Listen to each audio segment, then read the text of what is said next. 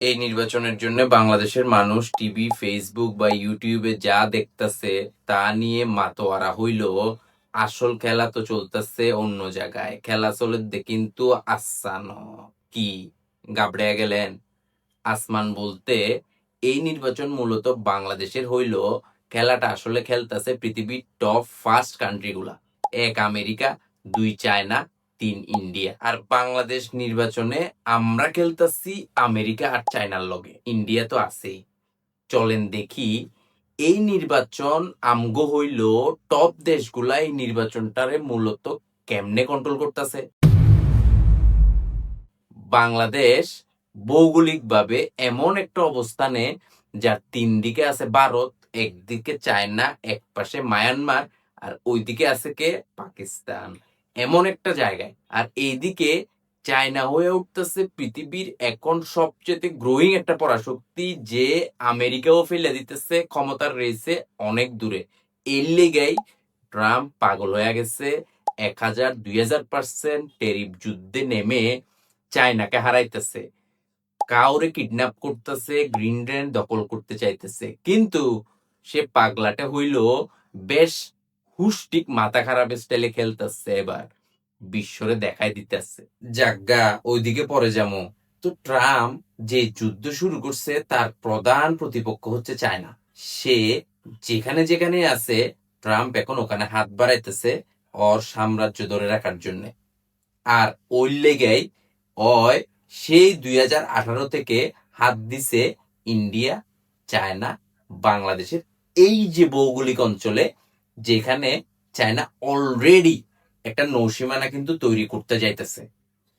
আর এদিকে ইন্ডিয়া সারা জীবন রাশিয়ার সাথে কিন্তু যুক্ত।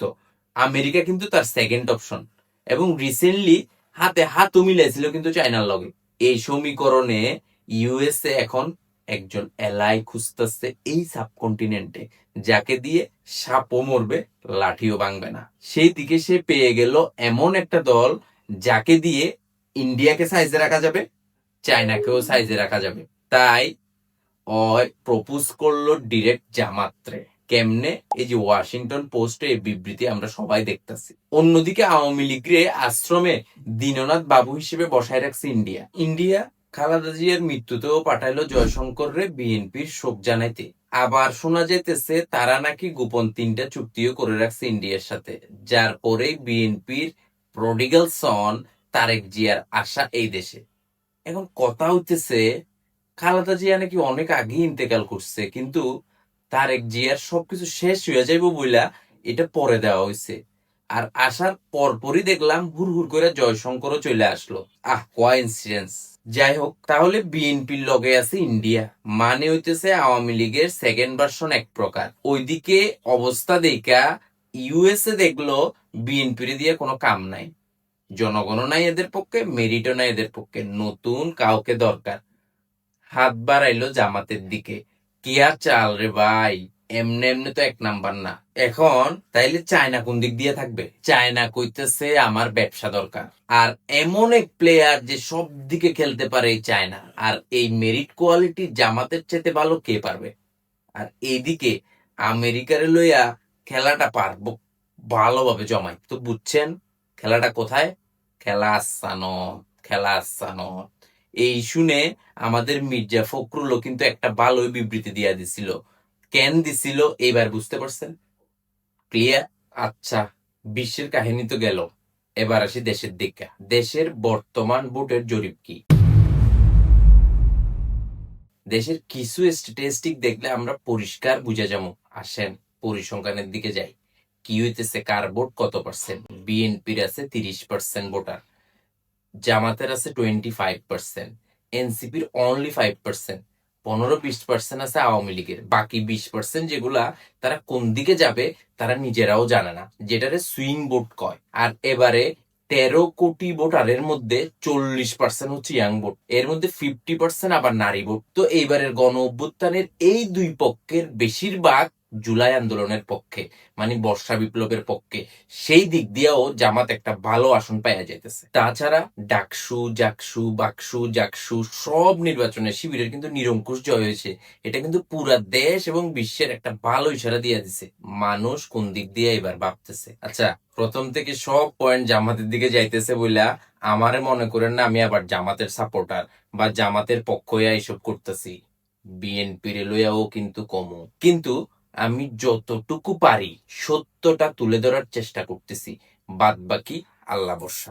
যাই হোক, বিএনপি নিয়ে এবার ভালো মন্দ কিছু কই। আসলে বিএনপি লইয়া যেভাবে চাঁদাবাজি, সন্ত্রাসী, টোকাইয়ের দল বইলা গালাগালি ও প্রচার চালাইতেছে, সেই জায়গায় কিন্তু একটা আশার বিষয় হিসেবে আসছে কে?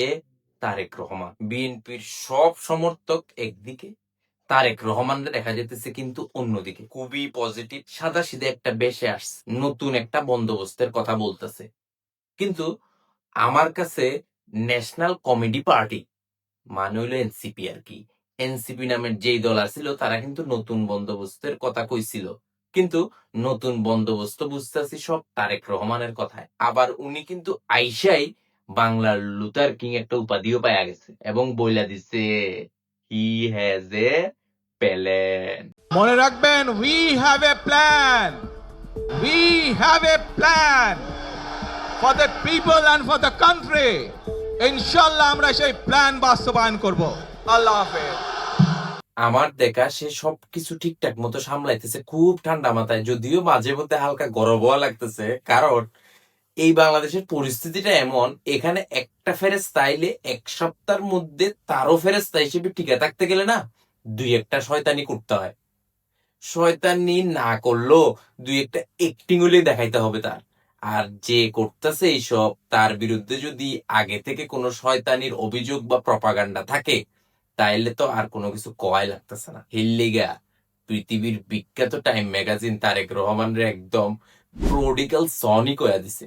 যাই হোক, ইতিহাসে যদি ডাকাইত থেকে বড় পীর আউলিয়া হওয়ার নজির থাকে এবং সেই আউলিয়া পুরা বিশ্বের সেরাদের মধ্যে আসতে পারে, তারেক রহমানও ইনশাআল্লাহ পারে। আর তার মধ্যে এমন কিছু জিনিস খুব ভালোভাবে দেখা যেতেছে, যদি আমার দৃষ্টিভঙ্গি থেকে বলি। আর এদিক দিয়ে তারেক রহমানের লেসপেন্সাররা কি কইতেছে, তারেক রহমান নাকি একজন ফেরেস্তা, উনি খারাপ কাজ কি এটাই চিনেন না, এবং এগুলা লইয়া জেনজি এবং এই জেনারেশন বলতে গেলে পুরাটাই কনফিউজড। আবার জেনজির কাছে এগুলোর কোনো প্রুফও নাই, কারণ তারা তখন রাজনীতি কি ওইটাই জানতো না। এই সুযোগে এইসব লেসপেন্সার ঠিক মতো কালা টাকারে সাদা, সাদা টাকারে কালা বানানোর পিয়ারের কাজ চালায় যেতেছে। তবে আমার কাছে তারেক রহমানের আচরণ সত্যিই ভালো লাগতেছে, কিন্তু মানুষ এটারে বিশ্বাস করতে পারতেছে না। কেন পারতেছে না? তার পিছনের রিজন গুলা দেখা যাক। নাম্বার 1, ভারতের লোকে বিভিন্ন রকমের আতাতের আলামত পাওয়া যেতেছে। 2 নাম্বার, চাঁদাবাজি দিয়ে দেশকে ডুবাইয়া দেওয়া জুলাইয়ের পর। 3 নাম্বার, সন্ত্রাসী, খুন, রাহাজানি। 4 নাম্বার, বিএনপির আগের সময়ের দুঃশাসন।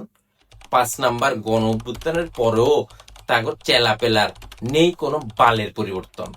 6 নাম্বার, 17 বছর ধইরা নাই ক্ষমতায়, জিব্বা দিয়া লোল পড়তেছে কখন ক্ষমতায় যাইবো আর ধাপ করে ধইরা খাইবো। বিভিন্ন রকমের আকাশ কুসুম প্যালেনের কথা বলতেছে, 10 টাকা দিয়া চাল খাওয়ানোর কথা বলছিল না, ঠিক ওই রকম। এতগুলার মধ্যে 1 লাখ যদি তারেক রহমান আজাজিল ফেরেস্তা হইয়াও যায় বর্তমানে, প্রশ্ন হইতেছে তার এলাকার, তার একার পক্ষে কি অলরেডি চলমান এসব চাঁদাবাজি, সন্ত্রাসী, নেতাকর্মী গো রাজকাহিনী বন্ধ করা সম্ভব হবে? তার পক্ষে এতগুলো শয়তান রে, প্রায় হাজার হাজার নেতাদের কন্ট্রোল করা কি সম্ভব হইব, নাকি হেরাই তারে শেষ করে দিব? এটাই তো হয়ে আসছে এতদিন। একজন ভালো হইয়া বা দেখাইয়া লাভ কি? আবার মাঝখানে শোনা গেছিল তারেক রহমানরে নাকি বিএনপির একটা পার্ট বাদ দিয়ে দিতে চাইছিল। দলের মধ্যে পার্টাপার্টি এতটা চরম পর্যায়ে, আপনারা হয়তো জানেন। এটা কইতে গিয়ে আমার এলাকার কথা একটু কইতে হইব। মহেশখালী, কুতুবদিয়া, কক্সবাজার 2 বিএনপির নেতাগণ নীতি নৈতিকতা এত নিচে নাইমা গেছে যে এরা মনোনীত প্রার্থীরে জড়ানোর লেগা জামাতের লগে নাকি হাত করছে আমাগো মহেশখালীর আলমগীর ফরিদরে হটাইতে। তো এই দলের ভোট দিবেন আপনারা? যাই হোক, অন্যদিকে দেশপ্রেমিক আমার বড় ভাই পিনাকিদা বিএনপির লইয়া তো লাগছে সেই কবে থেকে। উনি যদি কাউরে ধরে তখন তার আর ভালো বলতে কিছুই তার চোখে আসে না, শুধু খারাপ খারাপ খারাপ কইতে কইতে ভালো মানুষও খারাপ বানিয়ে ফেলতে পারে কিন্তু। আর পিনাকিদা যখন কাউরে জয় বাংলা করে, এমন ভাবে জয় বাংলা করে যে আপনার বিশ্বাস না করে যাওয়ার কোনো উপায়ই নাই। কারণ হইল, এমন ভাবে পিনাকিতে সবকিছু উপস্থাপন করবে, ডেটা, ইতিহাস, ইমেজ, ভিডিও, গালাগালি, ল্যাঙ্গুয়েজ এবং কথার মজা, যা আপনি বিশ্বাস না করে উপায় নাই, এবং প্রত্যেকটা পয়েন্ট লজিক্যাল।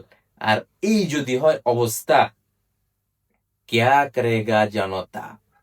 যাই হোক, তারপরও আমি তারে সালাম দিই।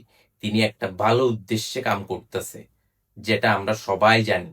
আর তার এক্সপ্লেনেশন এই বাংলাদেশের সবচেয়ে উৎকৃষ্ট মানের এক্সপ্লেনেশন আমার মতে। তার উপরে এত ভালো ব্যাখ্যা আর কাউরে দিতে দেখতেছি না। যাই হোক, ফাঁকে একটু কয়া দিলাম আর কি ওনার কথা।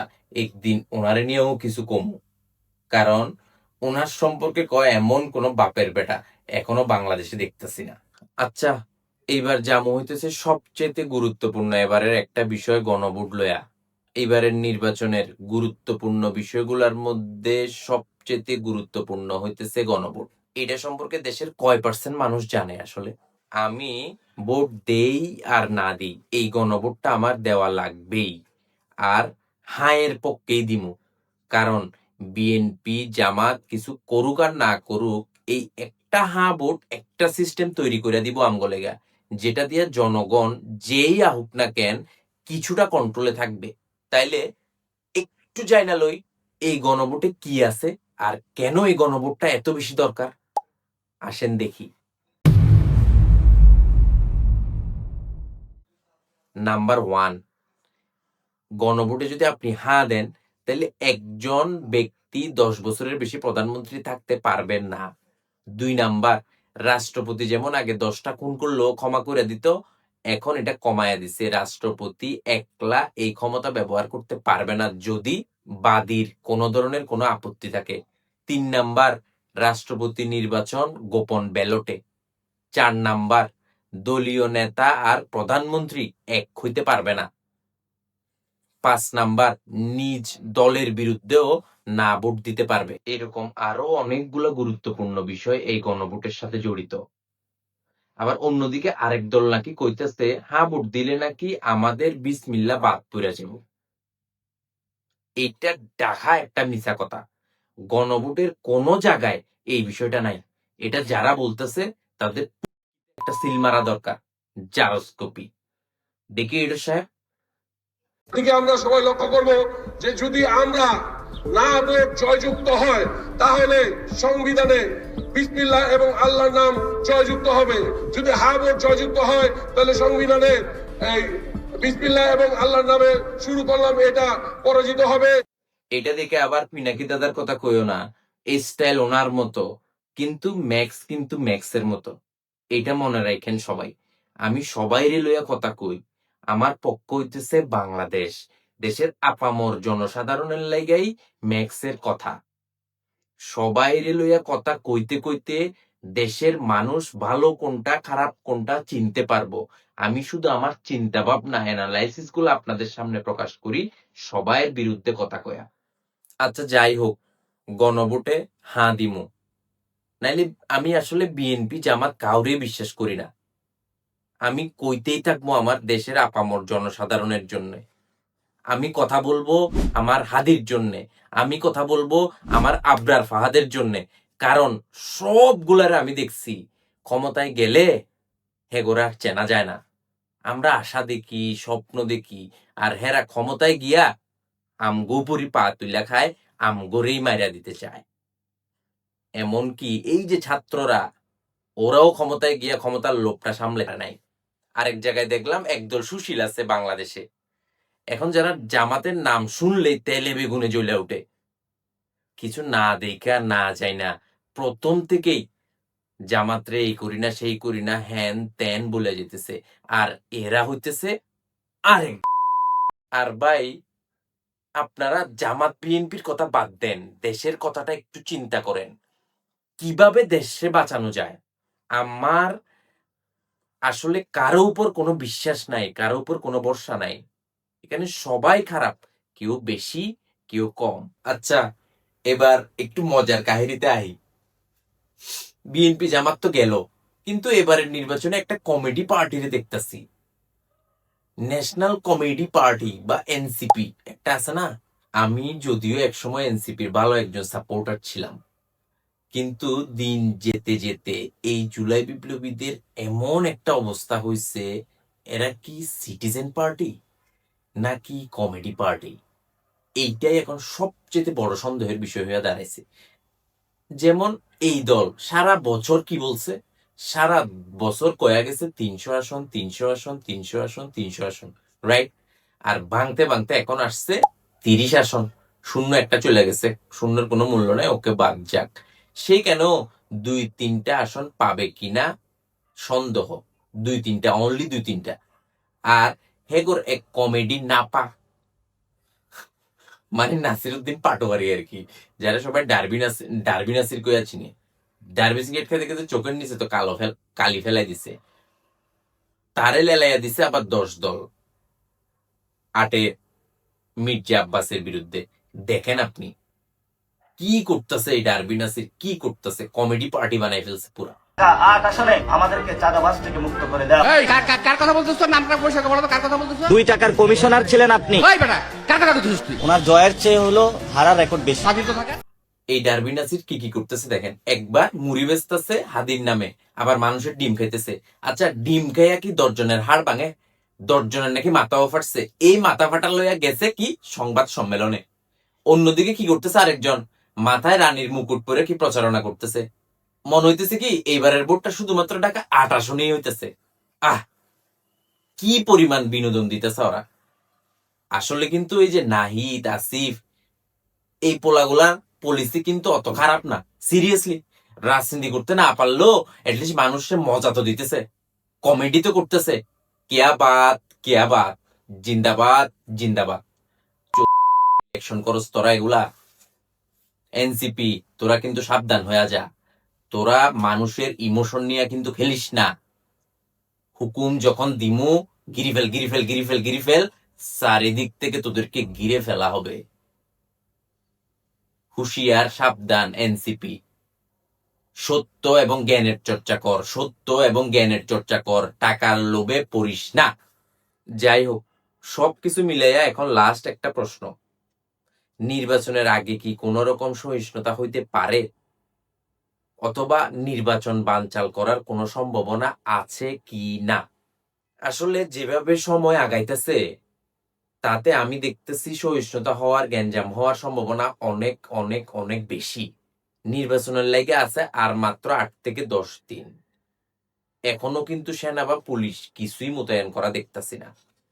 অকর্মণ্য সরকারের যদিও খবর পাওয়া গেছে, এই ইউনুস চাইলেও মিলিটারি তার হাতে নাই। So sad. ওদিকে ওয়াকার থেকে শুরু করে আরো কিছু দল তো দাদাদের ইন্ডিয়ার এজেন্ডা বাস্তবায়নে ব্যস্ত। আর ইন্ডিয়ার লগে এই দেশে কে আছে ওটা তো জানেন।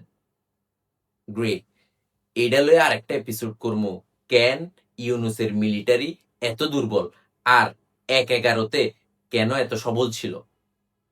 একটাবার প্রশ্ন করেন তো নিজেরে নিজে, হোয়াই। তো যাই হোক, এখন যদি দাদাদের দলের কাউকে ক্ষমতায় আনা না যায়, তো জোয়ার তো দেখতেছি আমেরিকার দিকে, আমেরিকার ফ্রেন্ড জামাতের দিকে। তো বিএনপি দিয়ে তো বড় ধরনের সংঘর্ষ ইন্ডিয়া তো এখানে লাগাবেই শিওর।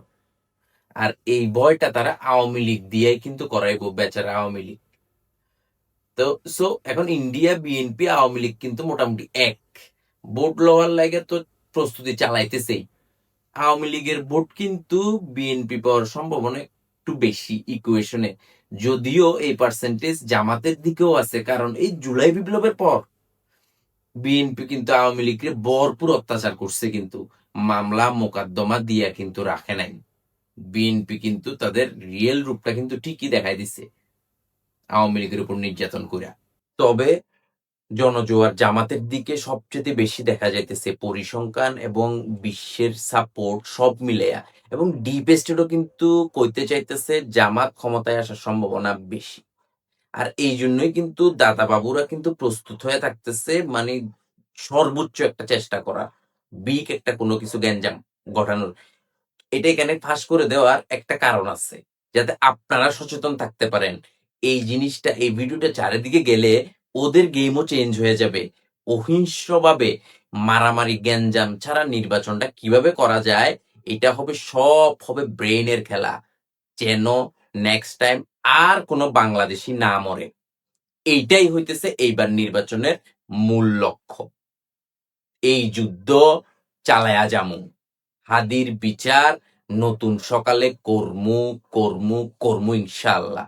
আর যারা যারা এই নির্বাচন বানচালের ষড়যন্ত্রে আছো, তাদের কয়া দিতেছি, রব্বুল আলামিন আল্লাহ পাক সৃষ্টিকর্তা তোদেরকে চারিদিক থেকে ঘিরে ফেলতেছে। গিরি ফেলার তোদের কোনো মাফ হবে না।